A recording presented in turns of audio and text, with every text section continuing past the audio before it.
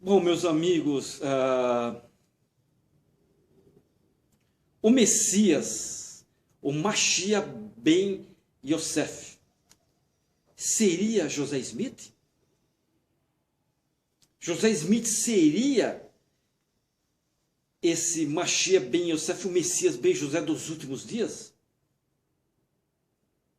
O irmão Evandro Faustino fez uma tradução no documento que eu gostaria de ler agora com vocês para aprender mais. A Enciclopédia Judaica. Nós podemos ler primeiramente na Enciclopédia Judaica, que diz assim: de acordo com o Talmud, o Messias será um descendente da casa de Davi e será precedido por um Messias secundário da casa de José. Quando o Rabi-chefe Avraham Kook foi apontado na Palestina na era de 1920, foi perguntado a esse Rabi Avraham se já estava na hora, se os judeus agora poderiam construir o templo, aquele templo que foi destruído no ano 70 da era cristã pelos romanos. Perguntaram isso para o Rabino Avraham. Sabe o que o Rabi Avraham respondeu?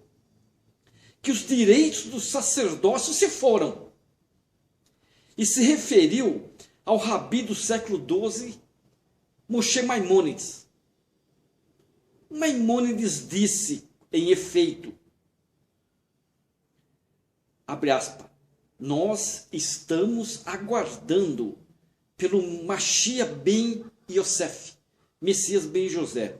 A esse Mashiach ben Yosef, será dado as chaves da coligação de Israel, e esse Mashiach vai restaurar a adoração nos templos. Mas a lenda do Mashiach ben Yosef não para por aí. Podemos citar muitos exemplos que indicam numerosos judeus e outras fontes que acreditam que existirá esse famoso Mashiach ben Yosef, que é um precursor do Mashiach ben Davi. Ambos, judeus e cristãos, usavam um apócrifo hebreu. O livro de Enoque, que era um apócrifo hebreu, eles usavam. Ou o terceiro Enoque, poderíamos falar. E nesse livro de Enoque menciona um profeta dos últimos dias, o qual é para estar envolvido em eventos, inclusive mencionados por Enoque em nosso próprio livro de Moisés, na Pérola de Grande Valor. Podemos ver isso em Moisés no capítulo 7, versículo 67. Nos escritos apócrifos, que são de origem cristã bem antigas, mas muitos judeus, escribas judeus antigos também usaram, mencionaram, primitivos escribas judeus. Enoque menciona esse futuro profeta pelo nome. Ele o chama de Mashiach ben Yosef, ou Messias ben José. Mashiach significa ungido e ben é o filho de. Mashiach ben Yosef, o Messias filho de José. Olha, fala o seguinte: eu vi o Messias, filho de José, e sua geração, e suas obras e seus feitos, que eles farão contra as nações do mundo. Está nessa visão do final dos tempos, nesse livro de Enoque. O erudito bíblico, Hugo Odeberg foi erudito bíblico. Foi a pessoa que traduziu a obra de Enoque. Ele escreveu sobre esse futuro profeta, onde esse Hugo diz o seguinte: o fim do curso do mundo presente é marcado pela aparência do Mashiach ben Yosef e Mashiach ben Davi, dois Messias, em cujos tempos haverá guerras entre Israel e Gog e Magog. A consumação final será então, assim parece, ocasionada propriamente por aquele um que é santo. Em Deuteronômio O livro de Deuteronômio, no capítulo 33, versículo 17, no Antigo Testamento, tem a história do unicórnio, ou boi, que usa seus chifres para juntar os eleitos. O livro de Enoque, que eu acabei de citar, fala que esse boi é o símbolo de um homem futuro que seria usado para juntar o quê? O gado. E vamos ver o que Enoque narra nessa visão. Abre aspas.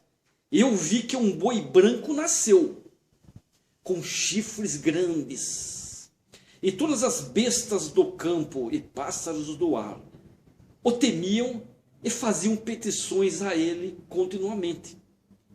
E eu vi que toda espécie foi transformada, e eles todos se transformaram em gado branco. E o principal dentre eles era um búfalo. O principal entre esses animais era um búfalo. E aquele búfalo era um grande animal e tinha grandes chifres negros na sua cabeça, em sua cabeça.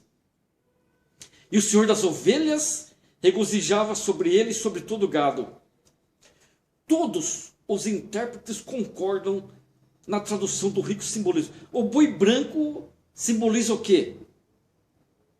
O Mashiach ben Davi, o boi branco. O búfalo, que é o boi selvagem, relacionado com Deuteronômio no capítulo 33, dos versículos 13 ao 17. Esse é o búfalo, boi branco.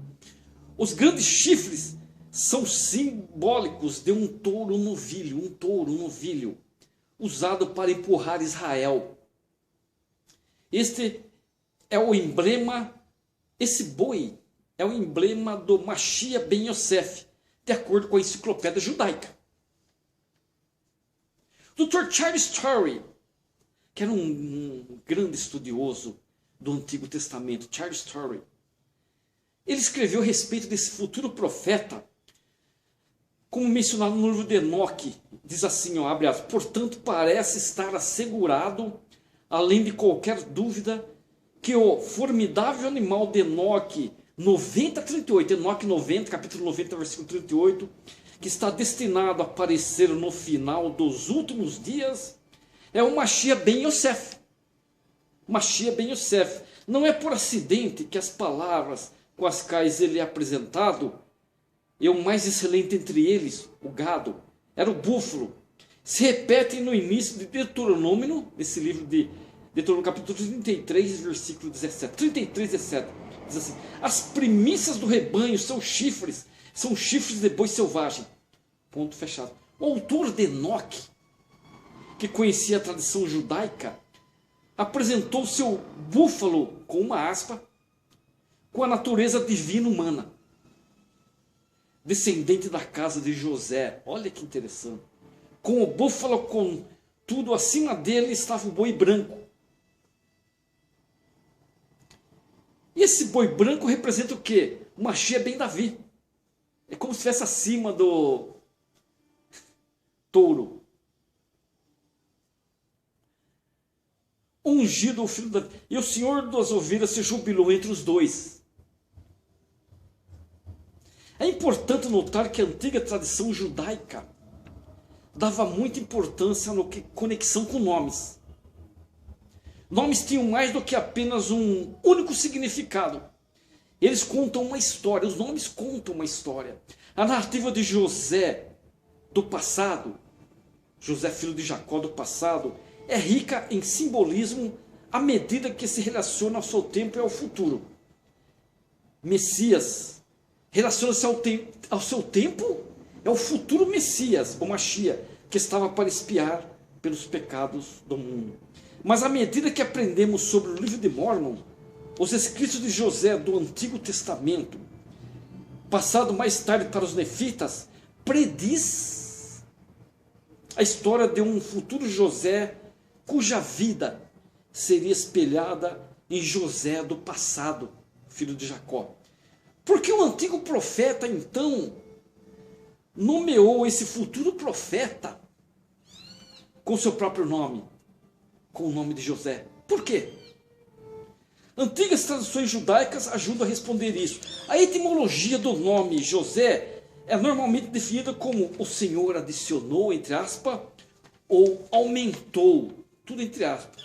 Quando Raquel, vocês lembram de Raquel, nomeou seu filho José, foi traduzido no hebreu como Azap, Azap entre aspas. Azap, que significava Azap? Aquele que ajunta, entre aspas, ou aquele que causa o retorno, entre aspas. Ou Deus ajunta também, entre aspas. A ideia de um futuro Messias ben José, ou Machia ben José, era também conhecida entre outros antigos profetas do Antigo Testamento.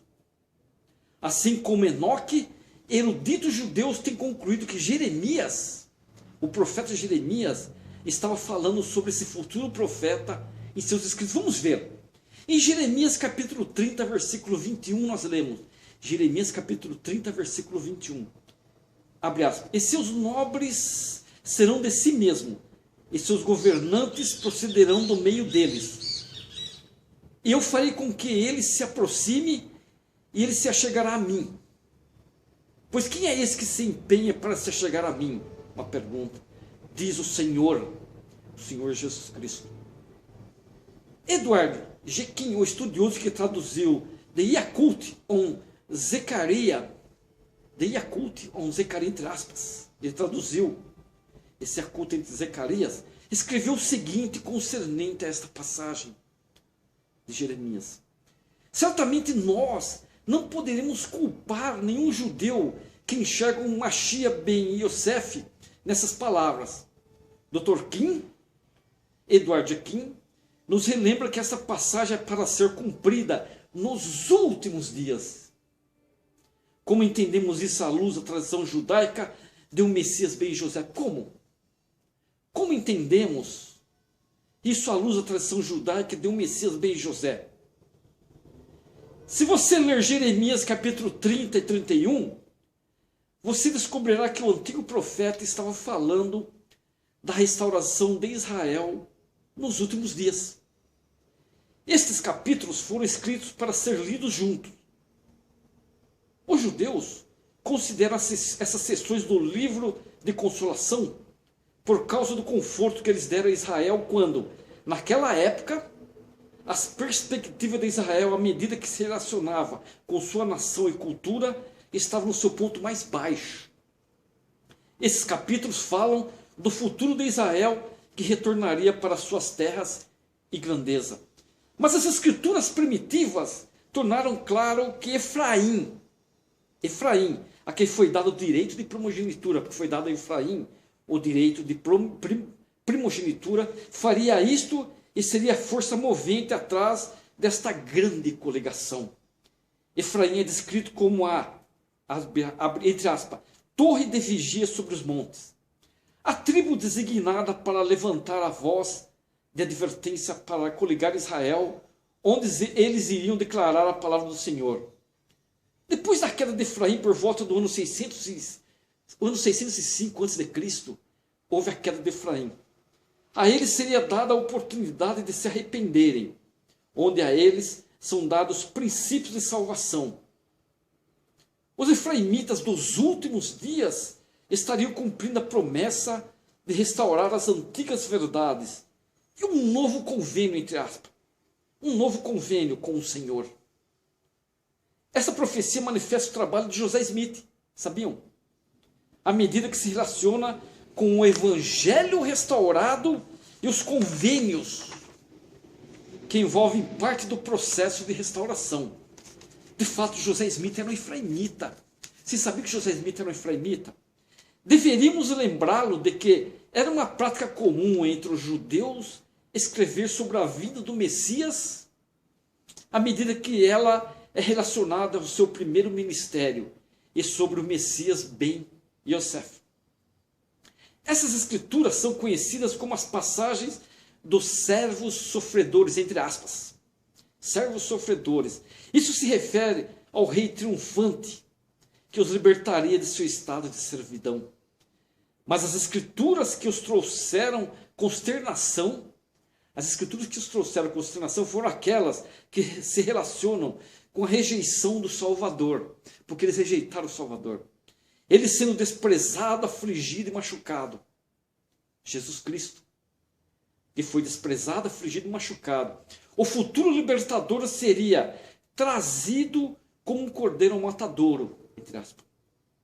As referências dessas escrituras são difíceis de negar, porque elas obviamente falam sobre um futuro personagem que expiaria pelos pecados de Israel, um Messias.